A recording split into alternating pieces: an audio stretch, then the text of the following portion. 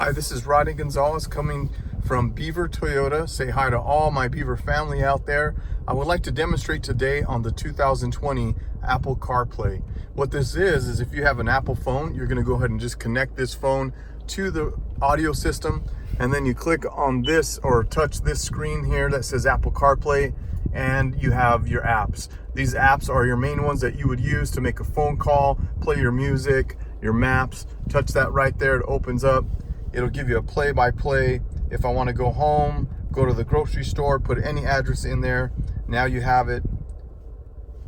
For example, I'll click home, and then it's going to ask me if I want to go there. It's loading up. I click go, and the audio will come Starting on. route to home. That's simple. Proceed to US Highway 1 South. Same thing with your messages. You touch that for your messages, it'll ask me about where I want to send a message Who and do you who I want want to send it to. There you go. So that's my demonstration today. The highlighted product is the Apple CarPlay feature. If you'd like to see this live and check this out on the models that do have it, please see me, Rodney Gonzales, here at Beaver Toyota, and you can call me at 904-420-0080. Have a blessed day.